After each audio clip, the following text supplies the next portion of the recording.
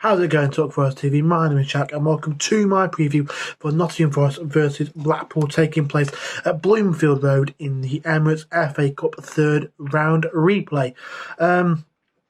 So yeah, a lot has happened in the last couple of days in the life of Nottingham Forest. Obviously, we didn't have a game at the weekend, but yesterday for me, probably 2 days ago for you, Forest were charged by the Premier League for a breach of spending in the the profit and sustainability regulations, which apparently it was only 2 months that we'd been in breach for, and then we sold Johnson and everything was fine. I don't know too much into it. I'm not 100% sure what's gone on. It looks like we might be getting a 6 or 10 point deduction. There's a possibility we might even just get away with a financial deduction. I'm not 100% sure. We'll find out what happens in the coming days.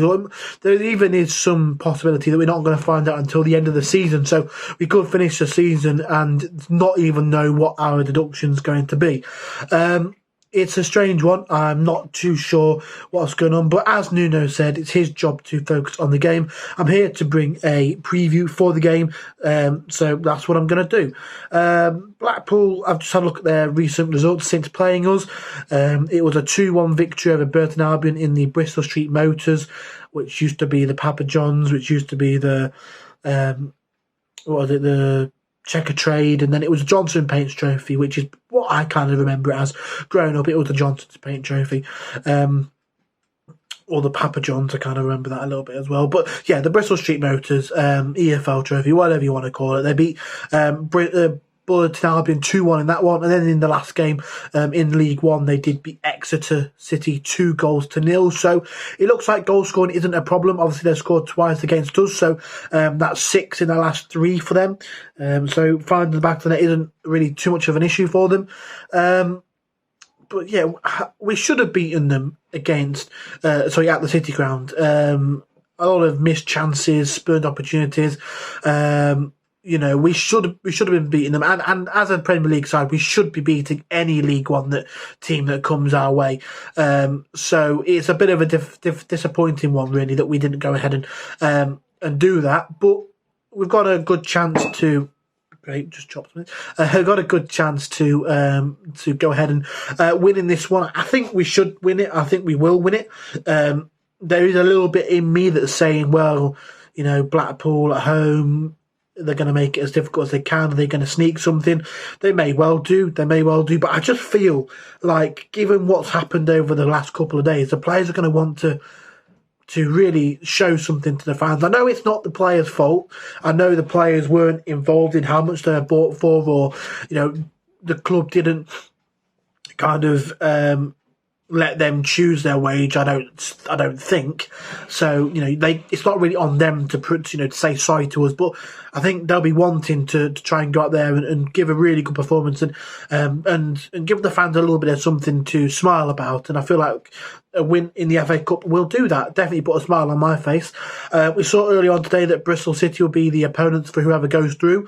They managed to beat West Ham, which was the first. Correct me if I'm wrong, but I think that's the first Premier League team to lose to a lower league opposition this FA Cup. Actually, I'm not 100% sure on the Luton score, so that could be wrong. I know Luton were losing to Bolton, so I don't know what happened with that one. So that could be false. I could be waffling to you there. But look, I think we should be winning this sort of game. I really do think we should be winning this sort of game, and I'm confident that we can. I think Blackpool are a good side. They have some good players. They're doing well in League One. They've got some big results recently. Like I said, 2-0 against Exeter. I know they beat Lincoln City earlier on in the season and things like that. So they're doing well. They're a good side, Blackpool, and they weren't in the Championship that long ago. I think they survived for 2 seasons. Correct me if I'm wrong. But yeah, it'll be interesting to see how things pan out. I'm confident in our abilities, and I think we can go out there and get the win, get through to the 4th round. And then we've got Bristol City, who clearly made it difficult for West Ham, so it'll be interesting to see how we fare against them at Ashton Gate. But I'm confident that we should be getting past Blackpool. For me, in terms of the starting lineup, it's a difficult one, really, because I want to see us really make a statement, and I'd love to see us go on a run in the FA Cup, to kind of just be like, the Premier League can do what they want to us, but we're still going to go far in the FA Cup kind of thing, which will be, a really good thing to be able to do. By the way, I'm not saying the FA or the Premier League are wrong. I'm not saying that they shouldn't give us point deductions. I'm not saying they should. That's a different situation for a different video, if Dan wants me to do one on it. But yeah, look, I think in terms of this one, I want to really see us make a statement and really just get ourselves stuck in and really make sure that we are taking every opportunity to bring positivity to the club that we can. The starting lineup for me, it's obviously there's a lot of players missing through AFCON. There's no Niakate, who did actually go down with an injury in his game. I think it was against Gambia. No Sangare, who I actually watched the Ivory Coast game, and he played quite well, to be fair to him. Hopefully he can come back after AFCON and translate that into a Forest shirt. Obviously you've got no Kouyaté, amongst others, no Ola Aina. I know Taiwo didn't go, but he's still not 100% fit. He's back on the grass, which is great news.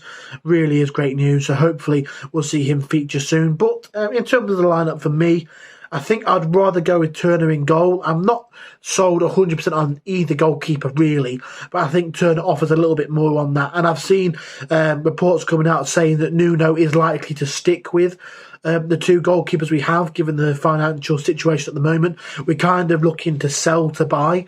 And again, I wouldn't be against maybe bringing in a keeper, but I don't think, given that they both came in the summer, I don't know with him playing alongside Murillo whether that would work. I don't know if two sort of more inexperienced centre-halves against the potential of like a Jordan Rhodes would be a good idea. Maybe one or the other. I don't know. But I feel like it would probably be Murillo and maybe Worrell or McKenna, potentially. I wouldn't mind seeing Felipe play there, the two Brazilians at centre-half, depending how he's doing fitness-wise. But I definitely see it'll be Murillo and somebody else. I'm just not sure who. In the midfield for me then, I'd like to see Dominguez and Danilo maybe. I think that would be pretty good. Quite an energetic midfield. There are talks of Mangala having to leave or having interest from other clubs, so it'll be interesting to see what goes on with that. But yeah, I think Dominguez and Danilo, one offers a bit more of a attacking thing and one's a bit more combative, so that'll be quite interesting. Or maybe Yates in there for one of them. We'll see how that goes. On the wings, it's a bit more difficult because we're a bit limited in terms of our wing options. We've got Alanga and Hudson-Odoi. I know that Nuno wants to bring in a winger, but I don't think he'll get one in before this game. So for me, I'll probably end up going with Alanga and Hudson-Odoi. Why not? Get them on the wings. Gibbs White scored an absolute beauty against them, so I'll be happy to see him in behind. And then up front, probably Chris Wood for me. I felt that team's got enough in it to go and get the win and get us through to the next game. Brentford, they had to go all the way to extra time and lose against Wolves, so that will bring a bit of fatigue to their players, take a little bit out of them, which will be nice to see. So we don't have to worry too much about that in the upcoming game. So look, I think we've got to go as full strength in some areas as we can, and in other areas I think not go too weak, but not having to go full strength will be helpful. It's a cup game, so it's a bit more difficult, and you don't want to really have to put your full team out against the League One side. If we do that and we win, brilliant. As long as we don't get any injuries, fine with me. But yeah, I'm confident in this one. I'm feeling like we're going to learn from our mistakes and go and be a bit more solid in the game, be a bit more, show our quality a little bit more, and not make as many mistakes as maybe we did. And I could see us going out 2-0 winners. 2-0 winners. But yeah, it's the FA Cup. We can't be too confident. I was probably a little bit overconfident in my preview of the first game. So can't rule Blackpool out. They could cause another shock, which I wouldn't be surprised. I really wouldn't be surprised. Blackpool just seem to have a curse against us. They have a spell on us. It's so annoying, but it just seems to be the case. But yeah, like I say, feeling up for this one, feeling confident, feel like we can go out and do it, get the win, and move on to the next round of the Cup.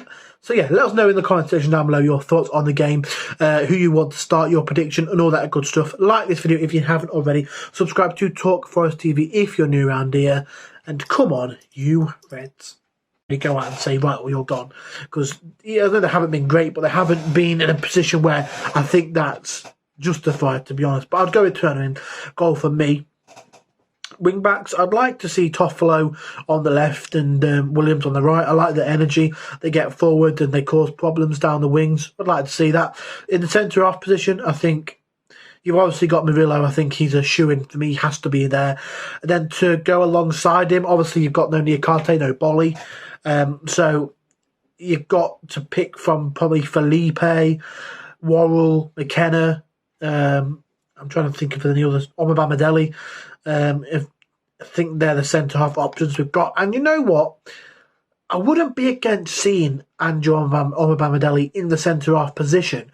I don't know whether alongside Murillo it would work with two sort of inexperienced centre-halves, but I wouldn't be against seeing Omobamidele. You know, he looks, from what I saw of him at Norwich, like a good centre-half. We haven't given him a chance yet, and I feel like if we're going to spend £12.5 million on him, and, you know, it contributed to everything to FFP, not saying his signing was the sole main problem with it, but if we're going to spend that, which will put us further into it, whatever, with the FFP, then we've got to try and give him a go, and I'd like to see him have a go